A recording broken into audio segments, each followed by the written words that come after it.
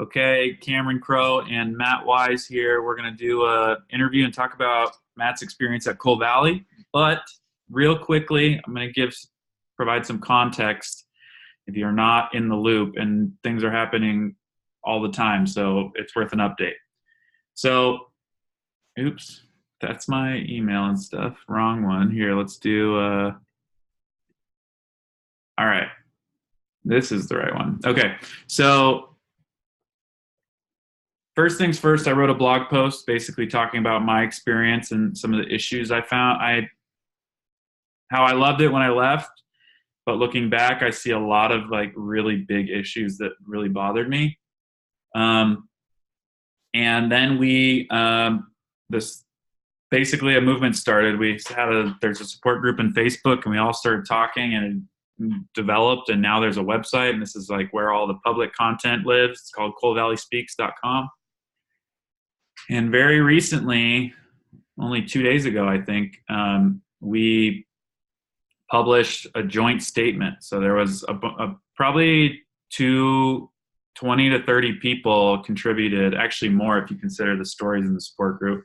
Probably on the order of 30 and 40 people contributed to this statement, and the editors pulled it all together and found the themes, and we talked about this, and it's on all kinds of categories, and it's a big document. But I brought this with Mark Doubleday, who's going to be working. We're going to work together to make a documentary on this.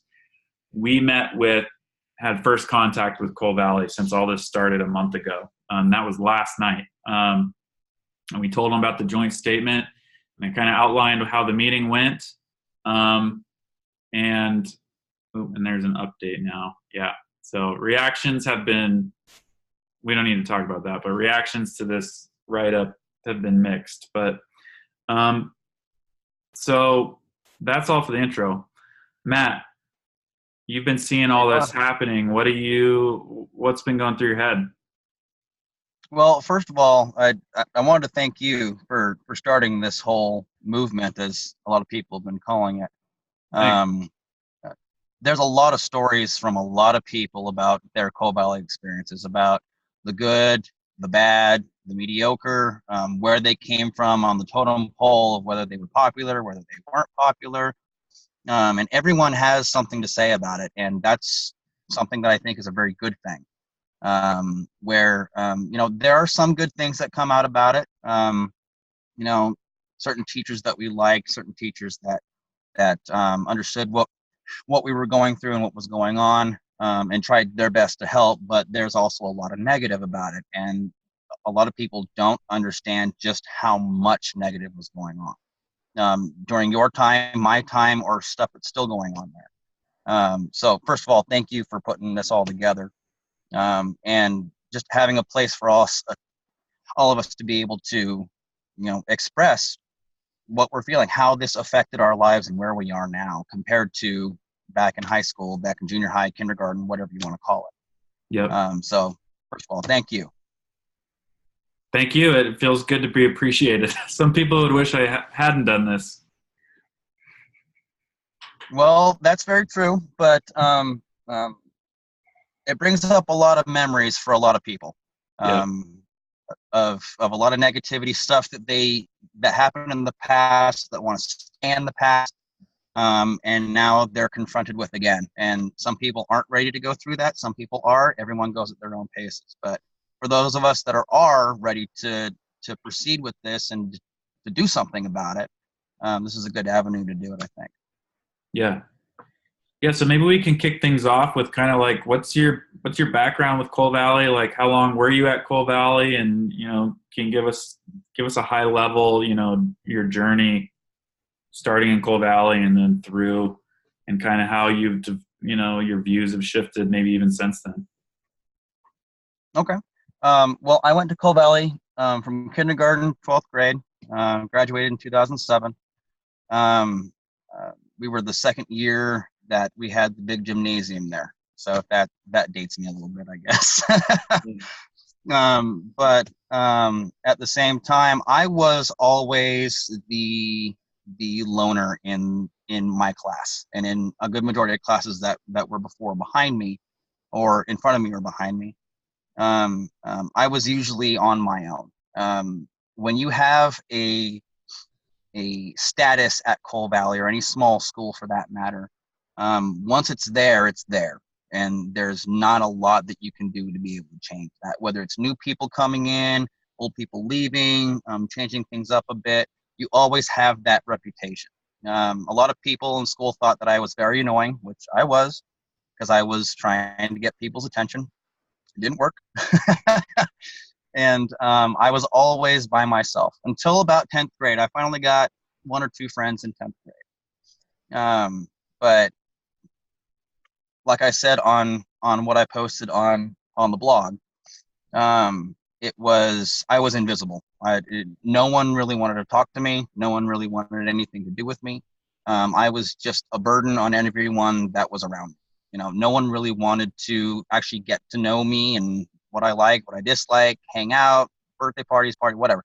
Like I mentioned to a couple of people before I started doing this, was I was the kid at the party that nobody.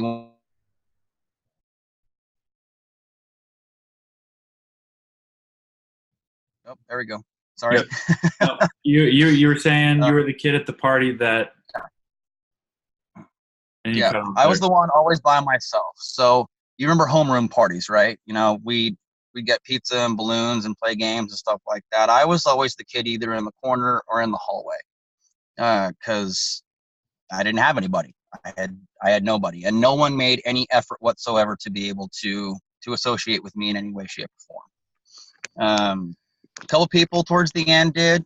Some of when I was a 12th grader, some of the 7th and 8th graders would come up, and they liked spending time with me a little bit. But no one my age or even around my age really wanted anything to do with me, and that affected me a lot. There are still times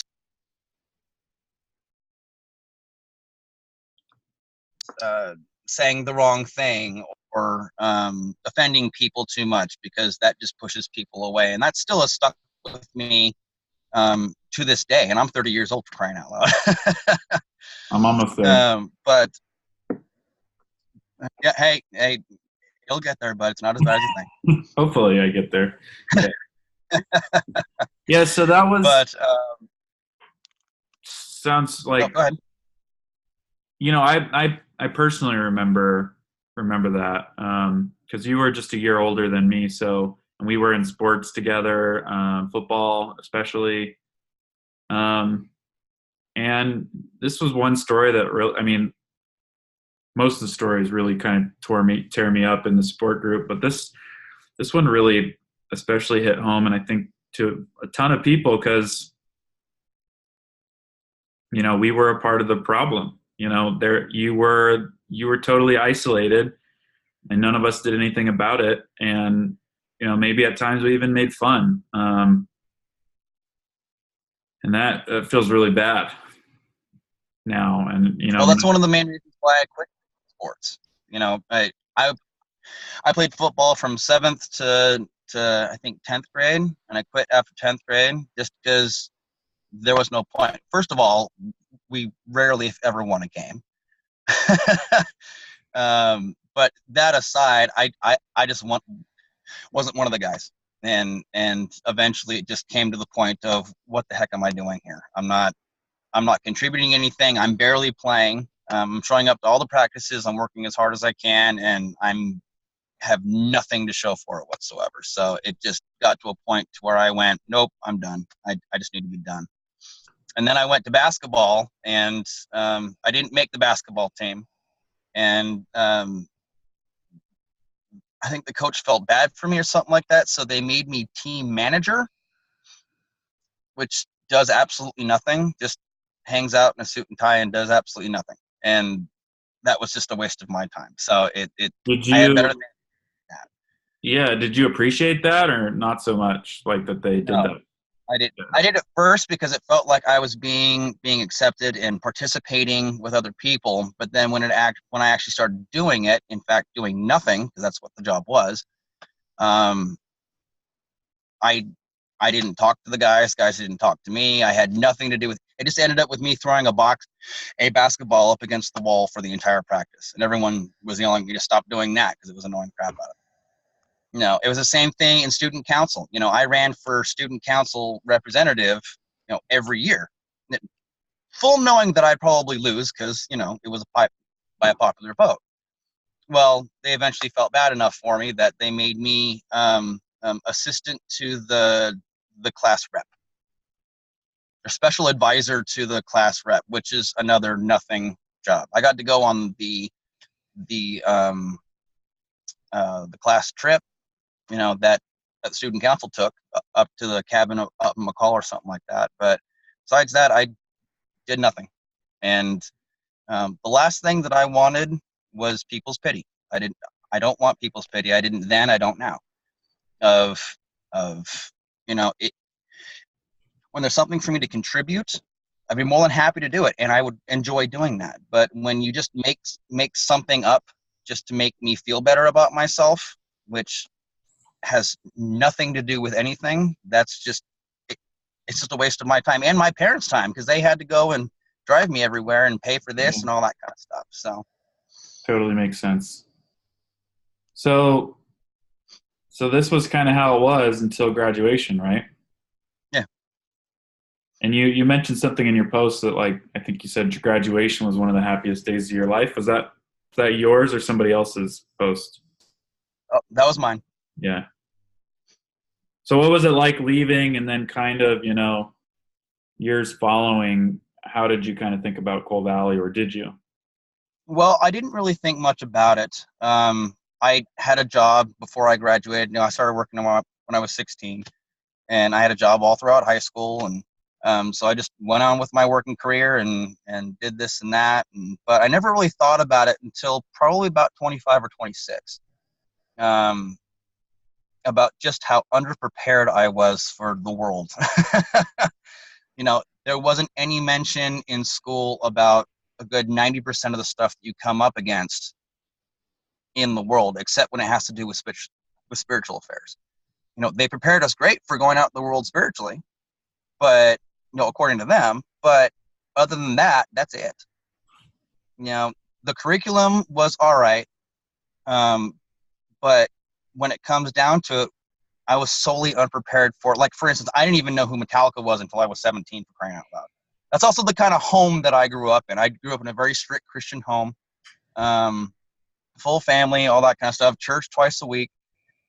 So I also was and still am very pop culture challenged. Yeah. Like a lost decade where I know virtually nothing. Well, that's one of the reasons why I played, in high school and even afterwards. That's why I played a lot of video games, is because that was my out. That's where I could go and I could do things I wanted to do. But I just was not prepared in any way, shape, or form for the kind of things that I would be hearing, things I would be experiencing. And it took me a while to be able to adjust to being out in a non-bubbled world. Do any stories come to mind of, like feeling super unprepared after Coal Valley in this way? Like anything that kind of sticks out? Well, the first actual, I think, party that I ever went to, I believe I was 19. I know a lot of people have it way before then, but not me. Just the differences between the people that I was used to hang out with at school, or at church or at home or anything like that, was just a night and day difference. Everyone thought that, swearing was bad. Well, it is to a point, but at the same time, it's not something that you need to scream over. Drinking, that's another thing. We're always told that, hey, drinking's not good, you shouldn't drink, blah, blah, blah. Then they come up with the argument, well, Jesus drank wine. Well, yeah, in moderation, just a little bit. But, same with things like cannabis or weed or anything like that. I don't do it myself, but there's a lot of people that want to support the legalization of that. Great, awesome, fantastic. But it's a drug, so don't do it, because God's going to hate you if you do. you know, just just so many things about friendship wise, about different people that you meet instead of the same people every single day, for 12 years at the same school, you know, um, being socially awkward about a lot of things, not knowing, the pop culture things or anything about sports or anything like that. It was all spiritual teaching up until a certain point, and then all of a sudden it just all hit you straight in the face. Yeah. Yeah. So, So and not to mention sexual things as well. We were always taught abstinence, abstinence, abstinence. So when people leave that school, they don't have a good concept of what sexuality really is. And then they're confronted with it and they don't know what the heck to do. Not about the actual act, but just about sexuality in general. The sexual education we had there, the male section of that was very thorough. The female section, however, was not. It just wasn't. A lot of female anatomy was taken out of that because don't want to be able to tempt people to think about sinful things. And so a lot of us were very unprepared for, just basic day-to-day life. yeah. And I'm definitely one of those people. Yeah. Me too. Me too, for sure. Yeah, I felt like I was learning a lot of things like, 5 years afterwards that most people knew, yeah, in high school. It was just like, oh, okay, I guess I'm like just late to the party of like knowing all like what happens in the world. Yeah. And things that were like really demonized at Coal Valley, but are not a big deal. You Or a learn. deal, period. That's just life. It's just the way it is. Yep. Right. So looking back, it seems like, all the themes that we've been talking about in the support group and in the joint statement and everything, the one that, do you identify most with the bullying kind of issue? Yes. And not just from students, from parents, from staff. There have been several comments from people on what I posted about, well, we heard it from students. It was easy for us to talk about you because everyone thought that you had Tourette's, which I didn't. I had a speech impediment, that stuttering problem. It's actually a physical deformity in your inner ear. It's not just something wrong with your brain. And there was no education about that whatsoever, even for me. My dad had the exact same stuttering problem that I had, and I still have. But I had to it took me years to retrain my brain how to speak properly. And the thing is that I still repeat myself a lot. Sorry about that. I Okay. still repeat myself a lot because I still think I'm still in the mode of people not understanding what I'm saying. So Mm, therefore, I repeat it to be able to get them to understand exactly my meaning of what I'm saying, not just what I'm saying, but the meaning of what I'm saying.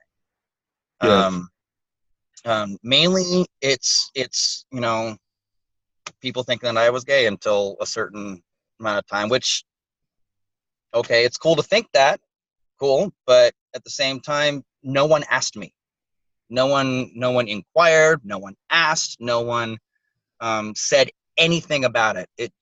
I just found this out years after I graduated, that was the case from like 3 or 4 different people. And I've seen most of the people from my class and above and below over the years. I've been a bartender for a long time, so good chances a good majority of them will eventually come into a bar and have a drink. And I've seen most of them at bars, or walking downtown or something like that, in a grocery Mm-hmm. store, wherever.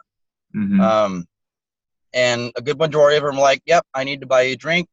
You, we treated you real crappy." So, and my first response is, "Well, I appreciate that, but I don't want it." Not because I don't accept your apology, and not because of this and that, but a lot of people don't understand exactly how crappy my early childhood and high school years were. You never want to be the guy that no one wants to hang out with. Brutal. Everyone had their cliques, everyone had their groups, everyone had this, and then there was me. And I had two friends outside of school. They lived right down the street from me, and we're still friends to this day. But I've never really kept in contact with a lot of people from school because I have no reason to. Yep. Not So saying you, that they're terrible people now or that they're bad people or anything like that. It's just when something affects you that profoundly for so long, um, you just don't want to associate with it anymore. You oh know? yeah, I don't blame you. You mentioned there was bullying, from kids, and kids can be little shits. Mm-hmm. That's true. But what about the teachers? You mentioned that they were a part of it. Can Well, you say more te- about it? Say more there about were several teachers. Um, no, not bashing anybody or anything like that, but just saying things. There were several teachers in junior high, couple males and one female. I'm not going to mention names. That if you were not the popular kid, if you didn't come from a wealthy home, if you weren't top of the class, if you weren't the popular kid, they wanted nothing to do with you, and they made it very apparent that they wanted nothing to do with you. One teacher in particular, I was very outspoken in this person's class, and why is this the way this is, and how does this work, and can you explain how this works? It doesn't seem like it works. And that teacher would give me a refocus. You remember the refocuses every yeah, single time. In that's fact, like I still Yeah, I haven't thought about refocuses in forever. Like, I don't think this applies in any other school, or I don't know what they call it, but it's basically like a timeout. I don't know. well, you sit down, you write down. For those of you that don't know what Yeah, refocus what's is a called, refocus? refocus is a sheet of yellow paper, It's okay, and it always had yellow. blue or yellow. Yeah, that's right. During my time, it was yellow. But and you have to write down what you did, which class you're in, the time, all that kind of stuff, what you did, um, how you're going to fix it, what are you going to do better next time, how is this affecting your relationship with the Lord, all this kind of stuff. And I still think that the highest I ever got for 1 year there was almost 300. 300 refocuses? Yeah, almost, Whoa. almost. I think I was just shy of 300. Dang, how many, Just, what was your record in a single day? oh God, I think about that one. I think a single day I got, from what I remember, 16 Whoa. from the from the same teacher, because I was arguing with her and she didn't like what I had to say. So I wasn't like One swearing teacher at her or gave being you rude more. to her or anything like that, but I was questioning what she was talking about. How is this right? Show me facts. Show me, why is this right? And nope, here's another one. Nope, here's another one. Nope, you're not. Nope, here's another one. Just, yeah, that Man, was, I my mom was just, not happy that day. no kidding. That's crazy. Actually, I just read the Harry Potter series in full for the first time like a couple months ago. And have you read them? Yes, I have. Okay, this reminds me of like Dolores Umbridge stuff right there. Like, Yeah. shut up, Oh yeah. stop saying what you think, and keep writing. Children need to be obedient. Yeah, that's But that's that's what school's all about, though. School is about the sharing of ideas and coming up with different ways and new viewpoints of doing things. And she did not in any way, shape, or form want to hear anything I had to say, which is one of the things I think about also going back to, our original topic about teachers bullying. Is I was not one of the popular kids, never was. And so there were several teachers that just thought that I was just the most annoying thing on the planet, and they had no time for me whatsoever. And those are the classes that I mainly did poorly in. And some of the classes I excelled in because I just wanted to go, F you. And I just did well in their class. Several of the Bible classes were like that, where I'm trying to talk, say, why is this the way it is? How did this happen? So on and so forth. Well, no, because it says it right here, and this is how it happened. Well, why? Well, that's the way it happened. It says it right here. Okay. Well, explain that, would you please?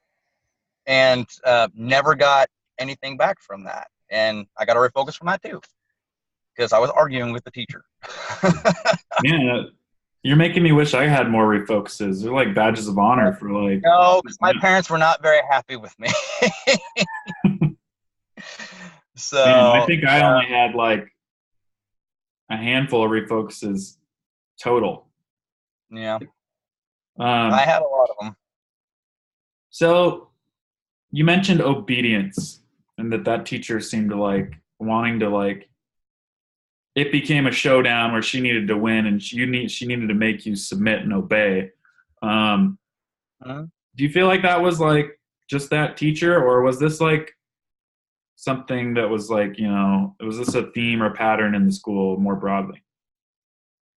Not as broad as some people might think, just in my opinion.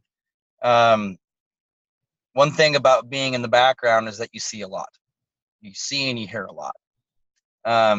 You learn to observe people and what they're saying and how they do things and all that kind of stuff. But the administrative overreach was just insane. Um, there was one superintendent that I thoroughly enjoyed before he left, and I loved the guy. He was absolutely fantastic. And then a new one came in, and my life went very differently after that point, especially in school. I didn't know this person. I had never met this person before in my life, and he knew nothing about me or my struggles or anything that's going on with me or anything like that. And it was just a brush straight to the side for something more important. And not to mention, um, there were several times where teachers that were helping me, who were too busy, I would go to the administration and say, hey, this is going on, this is happening. And, oh, okay. Okay, what? Well, we understand it's hard. We'll pray about it. I don't want you to pray about it. I want you to do something about it. And there were several occasions where my mother had to get involved, because they wouldn't do anything about it. So I went home and told my parents about it. So my mom would come to school and have a Can chat. you And can you then tell? it turned. Oh, sorry. Oh, go ahead. Maybe you could tell and illustrate it with an example of this happening. There was for a long time. I had, it wasn't ticks necessarily, but it's a counting thing. So 1, 2, 3, 4, 5, odd or even numbers. I do something once, I have to do it twice. Stuff like that. It's just the way my brain's wired. You blink once, you have to blink 4 more times to make 5. It's something stupid. Well, a lot of the teachers were getting upset because I was tapping on my desk. Just barely, just not loudly, not banging, not anything like that. So they thought that I had tics, like some kind of facial or body tics, and I went to the administration about it because the teachers were giving me refocuses for being loud and not listening to what they were saying and all this kind of stuff. And so I went to the administration and said, look, this is what it is. And, I do what I can to be able to keep it out of control, like tapping my foot or something like that. I have ADHD. It's just something that happens with my brain.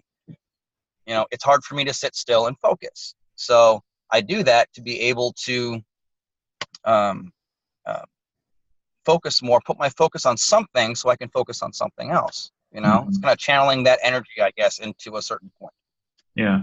Uh, and they did nothing about it. And teachers were still just, Matt, refocus, to the point to where I went home and told my parents, I'm like, this is happening. And no one's doing anything about it.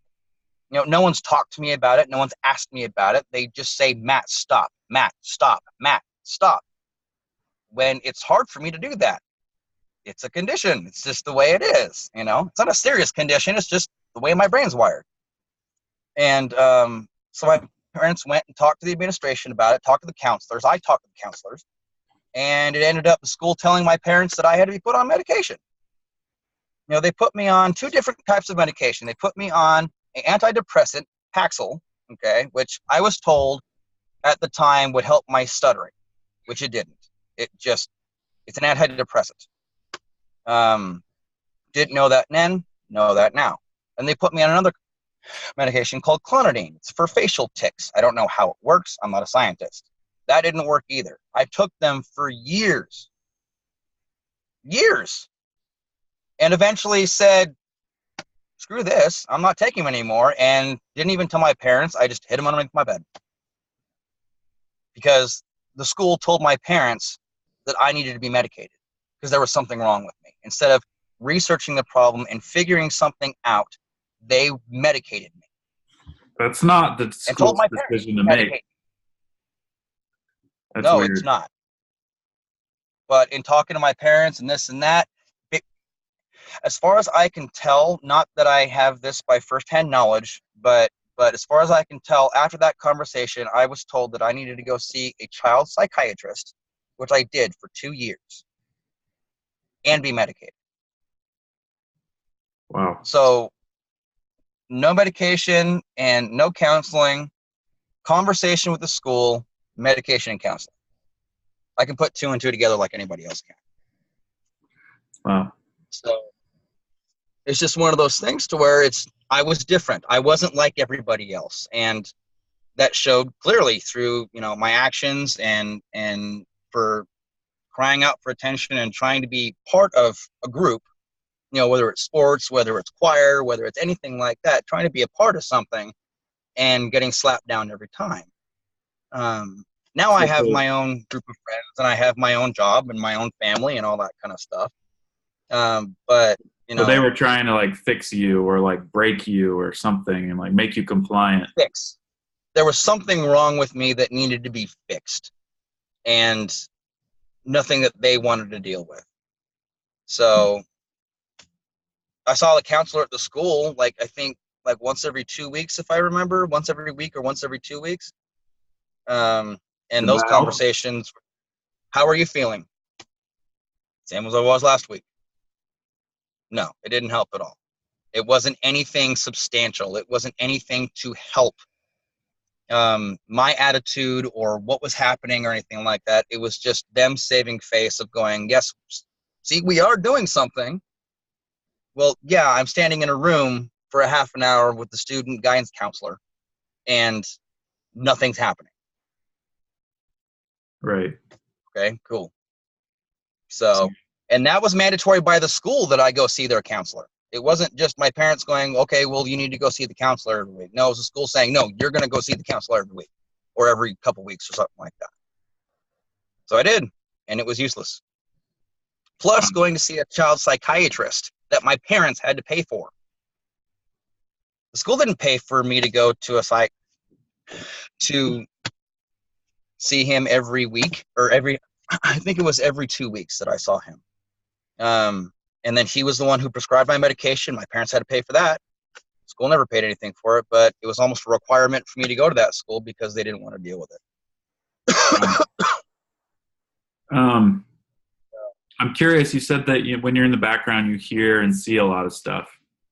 Is there any stories kind of relating to that kind of stick out?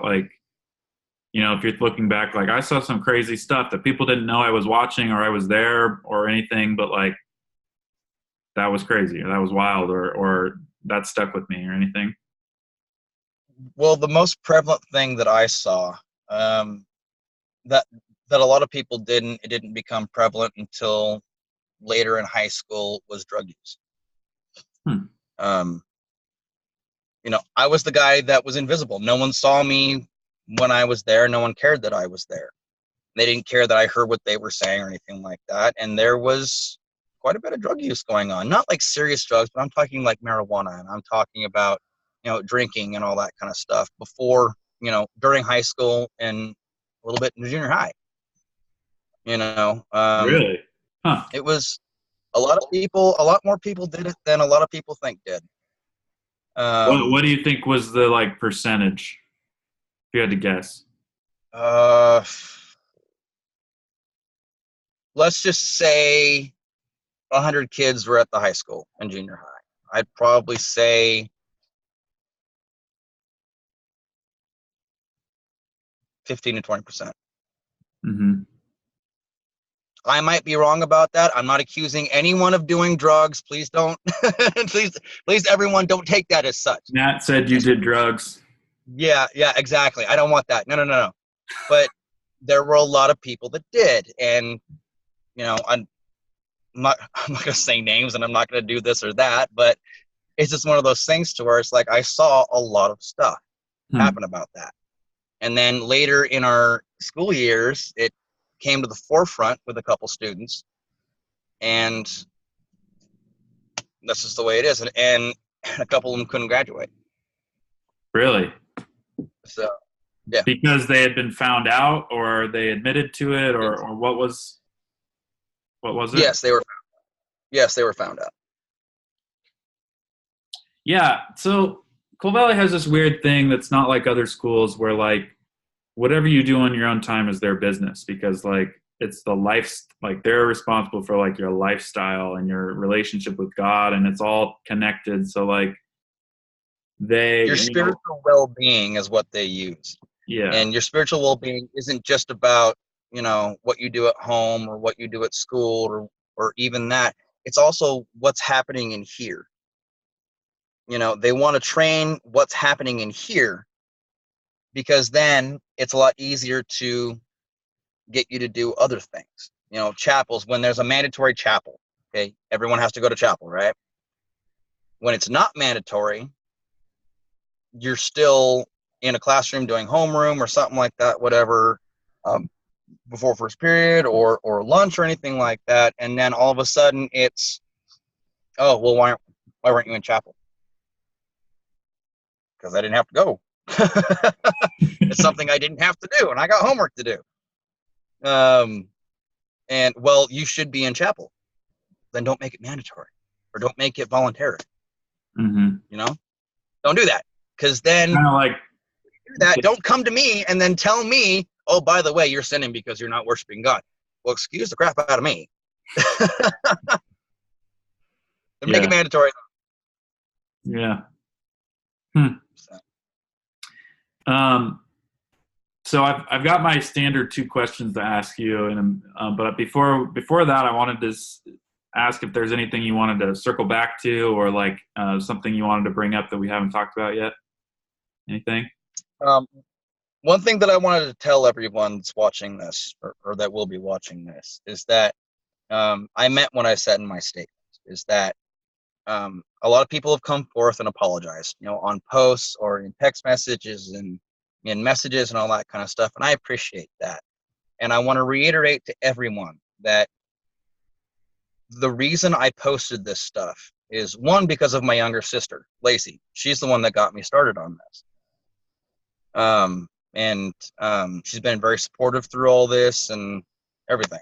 But I appreciate the apologies. I really do. And I understand that's necessary for if you feel that you need to, I will be more than happy to listen to it, but I don't necessarily need them. This happened 12 plus years ago.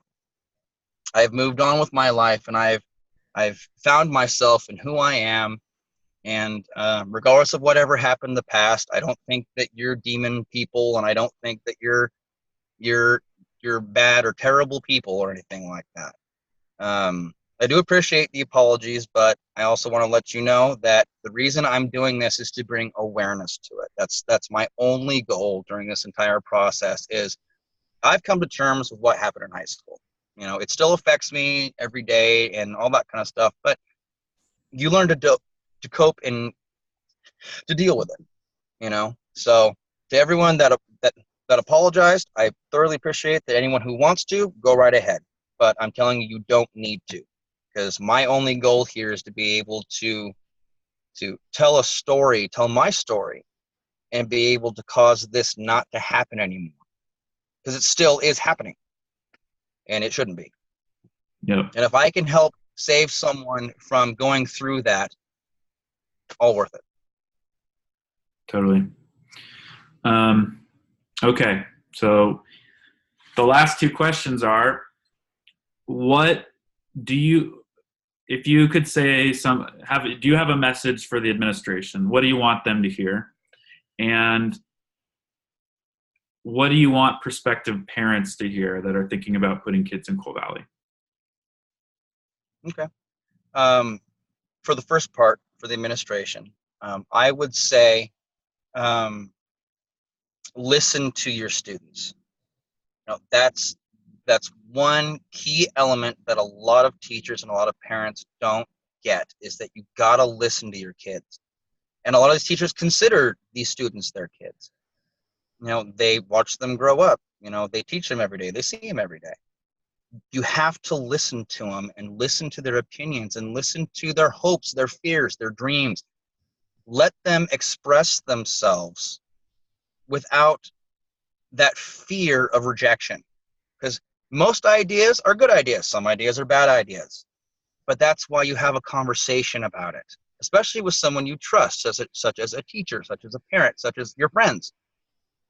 But with the administration, you have to be able to accept different views of the world instead of just what the school doctrine is, or whatever church you go to, or whatever denomination you're in, or whatever you believe about this passage of the Bible compared to this passage of the Bible, or it might mean different things, whatever. You got to listen to your kids, because not only are you here for them, but eventually in the future, that's the future. They are our future. So you got to be able to listen to what they're saying and act accordingly because of that. That would be my message to anyone working at Coal Valley. Cool. And for the second part, for the parents, be involved in your child's schooling. Not just checking their homework or occasionally talking to a teacher or anything like that, going to the parent-teacher conferences. Take a more active role in your students' education, whether it's a public school or whether it's Coal Valley. But it starts with the parents. It's not necessarily the teachers, it starts with the parents. And if you're thinking about sending your child to Coal Valley, you need to be more involved in the administration. Not necessarily work for the administration or anything like that, but be more involved in your kids' schooling. Because it's very easy. I'm a perfect example of this, for kids to get lost in the system, especially in a private education system where, it's a money school. You have to pay to go to this school. It's an expensive school, and instead of just paying your dues and going to the parent-teacher conferences every now and then and saying hi to a teacher in a grocery store, be more involved with your child if they're going to Coal Valley. Because, and like I said, I'm living proof of this, and my mom was very involved in my schooling, but it would have been a lot worse if she wasn't.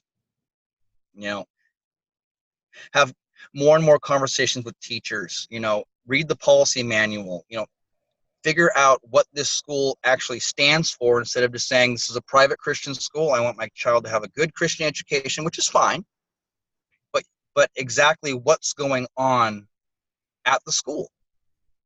I'm not saying that Coal Valley is a bad place to send your kids. I'm not. Okay.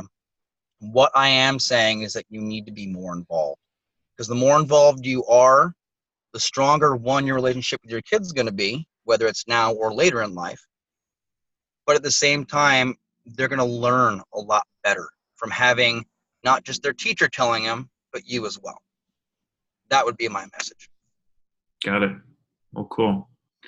Matt, thank you for your time and your points of view. Did I lose you? There we go. There we go.